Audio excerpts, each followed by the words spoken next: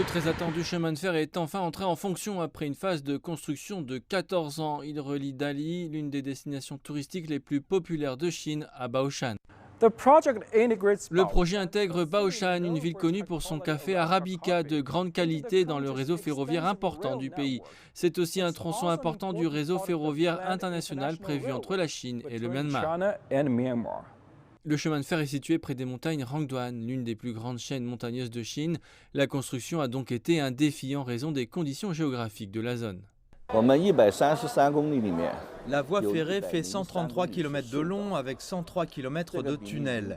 C'est rare dans la construction ferroviaire de la Chine, donc nous pouvons dire que c'est un métro dans les montagnes. Nous avons rencontré toutes sortes de problèmes comme des jaillissements de boue et d'eau, de larges déformations, des roches souples et des températures élevées. C'est comme un musée des catastrophes géologiques. Wu Lijun a participé à tout le processus de construction. Il a été loin de sa famille à cause du projet. Je suis content d'être témoin de ce moment. C'est comme un étudiant qui obtient finalement un diplôme après des années de dur travail. Il ajoute que l'expérience a été un test à la fois physique et mental. Par exemple, la construction du tunnel Xiuling, qui est sur une ceinture sismique, a été assez mémorable. J'étais juste sous le tunnel le 21 mai de l'année dernière quand un séisme de 6,4 a eu lieu.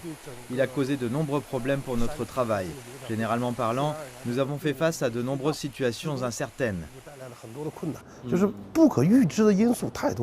Selon les experts, le lancement signifie un grand progrès pour la voie internationale Chine-Myanmar. Le Yunnan est une porte pour les produits du Myanmar entrant en Chine.